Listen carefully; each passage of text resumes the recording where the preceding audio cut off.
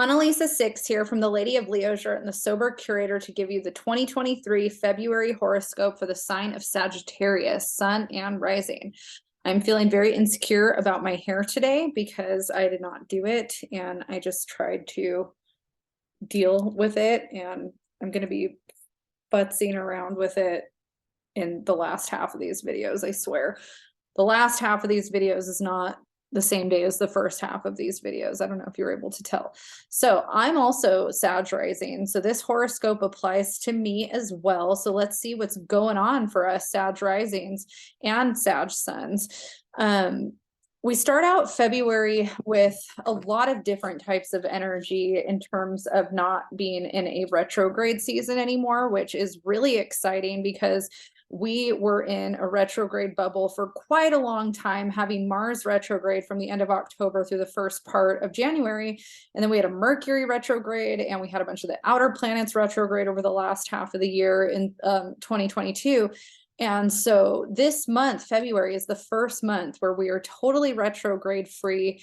And everything that you heard about, don't do it now, wait to do it until then. Like, we're in the clear now. This is the time to launch the stuff, move forward on the plans, take action, get it all going. And we have, I think, 3 months where we're retrograde free. I think it's March and April. I think the end of April is when we,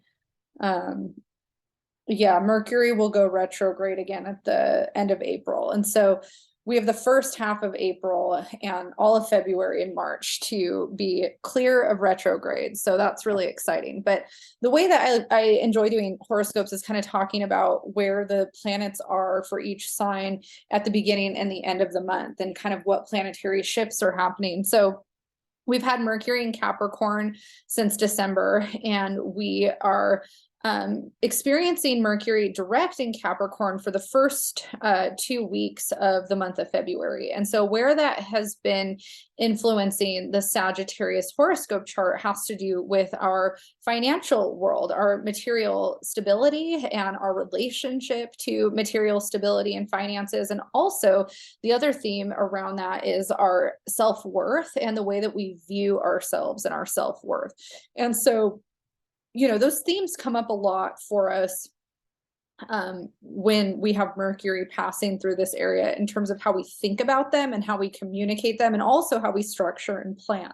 And so if, you know, pretty much since December, you've been in kind of this world of thinking about your self-worth and your money and the things that you want to cultivate in life to make you feel more financially stable or abundant, Mercury's been there thinking of giving you those thoughts, like kind of helping you think about that stuff. And if you've been cultivating a plan that you're ready to take action on, this is a great time at the beginning of February to start moving forward on that plan or those steps. On February 11th, Mercury is going to leave Capricorn and enter Aquarius and start influencing the area of the chart for the Sag horoscope that has to do with communication. And so Mercury is the planet that rules communication and also how we mentally think about things. And so the fact that Mercury is entering an area that it rules is harmonious. It's something that, you know, Mercury will be excelling at in its very mercurial way. And in the sign of Aquarius has a lot to do with our friendships and our communities. And so we might feel like there's a different way or a new way that we want to communicate our ideas with our friends or our communities. We might feel like there's things about our communication that we need to change, because Aquarius also has to do with change and improving upon things. So in Capricorn, we're holding true to an old structure, an old foundation. In Aquarius, we're improving upon that. And so for Aquarius to be in this area that has to do with our mindset, our communication, we might feel a big boost to improve upon our mindset and our communication. And this is a great month to do that. With that said, too, because of the community-oriented energy of Aquarius, it's also a great time to probably learn from others as well and open ourselves up more to receiving other people's ideas. We don't necessarily have to agree with them. We don't necessarily have to put them into application, but it might be beneficial for our brain space to have more than just our own thoughts. Again, the area of the chart, this is our personal views, our personal way of communicating. But I think that it still benefits us when we have a lot of energy here to get out of our own minds or our own heads, because we could have a tendency to overthink things if we're not shooting ideas or collaborating in some way. Because there could be kind of like a little bit of inclination to self-isolate or overthink in our own stuff. Sagittarius too has this way of feeling that it knows everything, because Sagittarius is really, really explorative when it comes to education and knowledge. So Sagittarius is the truth seeker, the wisdom seeker, really enjoys studying things and learning things and then teaching and disseminating. And the part that can be hard for Sagittarius is knowing when it's time to be receptive and listen, and not necessarily time to be disseminating. And as a Sagittarius rising person myself, I'm constantly going through that. I'm constantly trying to figure out, is this a time for me to be humble and open to more experience or more knowledge? Or is this a time when I need to rely on my own intuition, my own knowledge, and kind of hunker in on my own and do my own thing and feel confident with what I already know? And I think that it doesn't need to be black or white. I think we can do both. And I think that what I've learned over the years that's really helpful for me is that when I isolate with my knowledge, I tend to get in this headspace that I don't have other people to collaborate with, or that other people don't see things the way that I do, or I'll kind of feel like I'm on my own little island. And when I collaborate or when I'm around other people, I tend to learn more about others, not just myself, and how those things affect other people, which I find very fascinating and interesting. And I also get different perspectives on how that information or that knowledge is accessed for different people. I also get an opportunity to share what I know, which I really enjoy doing. And I feel like it actually almost validates me in what I already know versus making me feel, more separated, I guess. And so Aquarius does that. Aquarius is the group, And so I think that for Mercury being in Aquarius, especially throughout Aquarius season, because the sun is in Aquarius now and passing through that area of the Sagittarius chart until the 19th of February, we have a big highlight on that for us. So, it's important that you feel confident in what you know. And I'm saying this to myself too, but also equally important that you are receptive and listen and open and all of those things, which I think Sag can get better at with age. Some Sagittarius dominants don't. I've watched some Sagittarius dominants just lean into being arrogant about what they know, and they do know it. It's not even that their arrogance is ignorance. It's just they are smart, but I think it's remembering that community aspect that Aquarius brings that's so beneficial for us at various times in life. There's times too when we need to isolate, but I think that this could be a really positive time for collaboration for the Sagittarius dominant person. Also, with that said, Venus has already been passing through that area in January, and Venus entered Pisces at the end of January and is transiting through Pisces now and influencing the area of the chart for Sagittarius that has to do with home and family. And so Venus, loves to beautify and loves pleasure. Venus rules pleasure and beautification and health and fertility. And so when Venus is passing through an area that has to do with our home life, our family, this is a really positive time for us to spend time at home, replenishing, rejuvenating, focusing on our family, our home, and also beautifying it, improving upon it. And so if you've been feeling like there's things in your home or your living space that you want to beautify or change, this is a really positive time to do that. Venus will be in Pisces until February 20th, and then she will be entering Aries. And so once Venus enters Aries, she's going to be moving into the chart that has to do with creative expression. And so this is also a really positive time for the Sagittarius person at the end of February to explore what creativity means to them, how they're self-expressing it, and finding more joy and pleasure in life, especially with Venus here. And in Aries, Venus in Aries is a very independent journey. And so it might be something that you are feeling more called to do on your own without other people. But if it brings you joy to be social or do it with other people, that's also supported and positive for sure.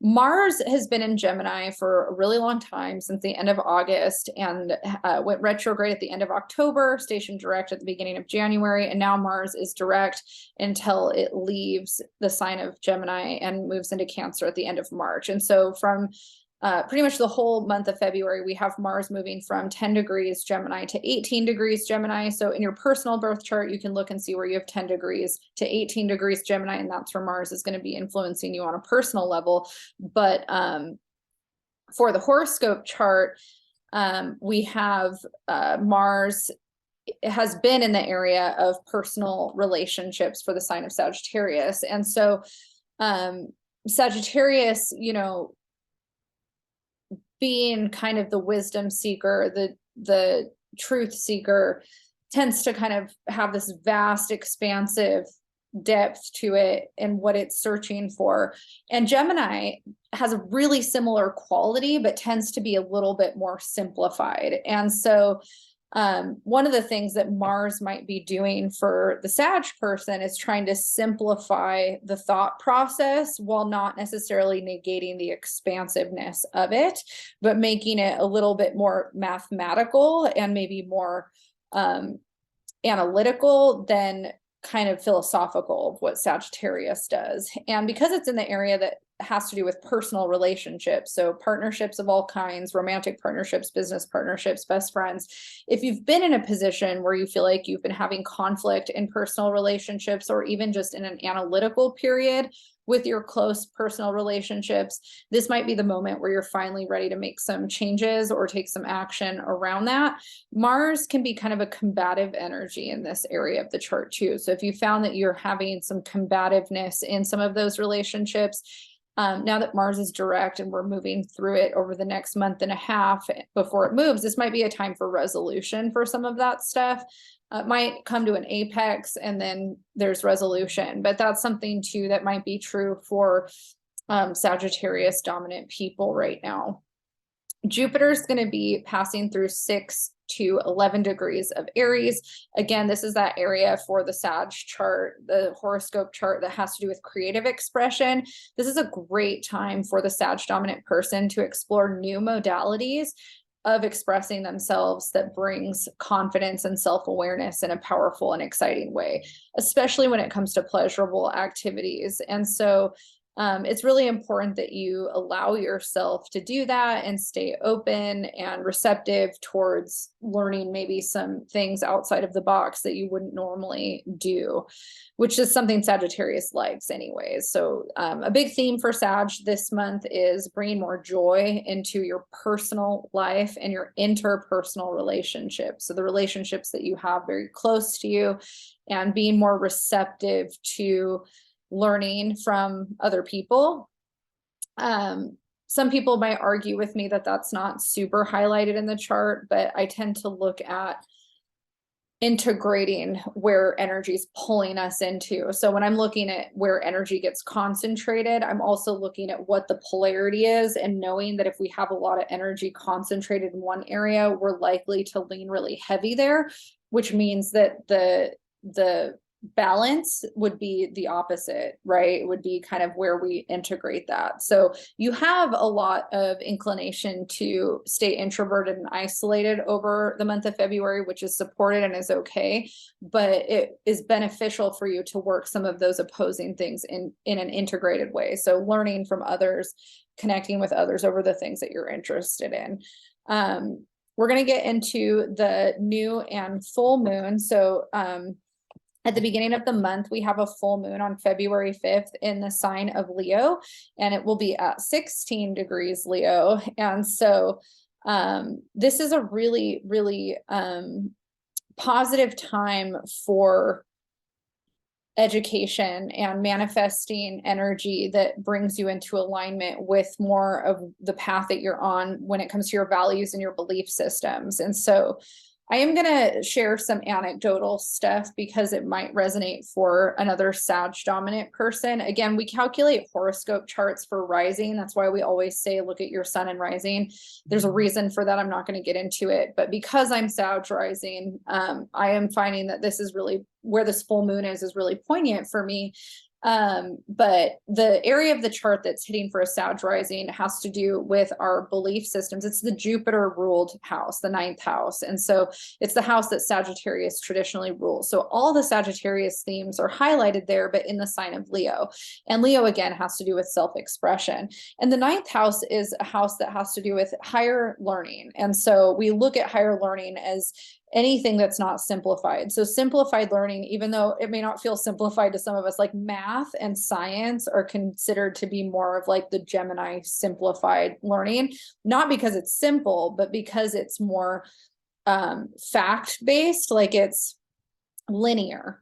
And so it has more of like 2 + 2 = 4, you know, or here is a formula to follow with steps. And Sagittarius is the sign that rules things that are kind of outside of that. And so psychology, philosophy, astrology, things that we don't necessarily have this formula for everything for. It's very nuanced. It's very like, you could always kind of go, well, yes, but, or, well, and not saying that can't happen with science too, but, you know, Gemini and Sagittarius are the polarity of each other. So they work in harmony. They have similarities, but they're different. And so in Gemini, we have the quest for knowledge, but in more of this science way. And in Sagittarius, we have the quest for knowledge, but more in the spirit-based way. And so when we're dealing with a lot of the 9th house themes with a full moon, we think about that. We think about the spirit-based themes of the 9th house, the higher self outside of the body, outside of what is known. We're seeking what else is out there. We're asking questions.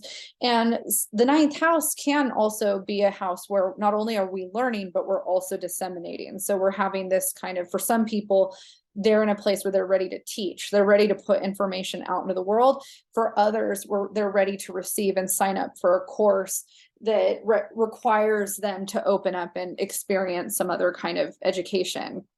The 9th house also has a lot to do with our belief systems spiritually.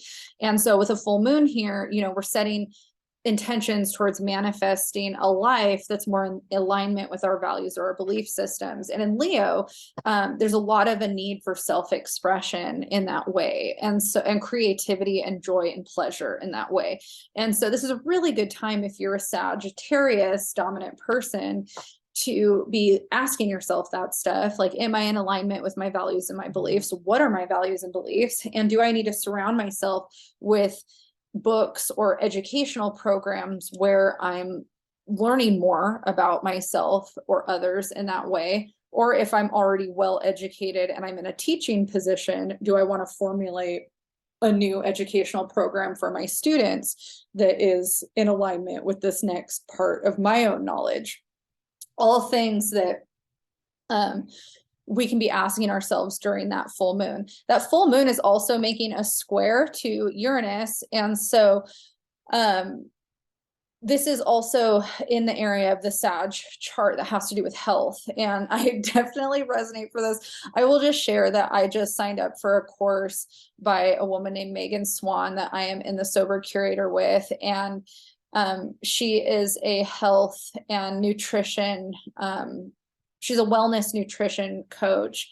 And she approached me with this, and I had some reservations about doing it because I wasn't sure if it was something I was ready to be receptive towards. And after sitting with it for a bit, I decided that I needed to do it. And just so far in the little beginning part of it, it feels like everything I'm supposed to be doing. And I'm having all these health issues right now. So this horoscope is very on point for where I'm at in my life right now, for sure, and feels very accurate. And so with the Uranus square to the full moon, we might have some breakthroughs and insights around our values or belief systems around health, and also our own personal routines that we have and whether or not they're really working for us. I know mine have not been. I've been in really bad routines since the pandemic started, and every time I kind of try to get it together, I feel like my body flares up and I have some kind of episode in my body that gets me off track, and then I'm like fighting to get back to where I was. But I also been kind of just in this defeatist place about it because it's so frustrating to navigate. And so I'm excited to be working with someone to help kind of navigate some of that stuff.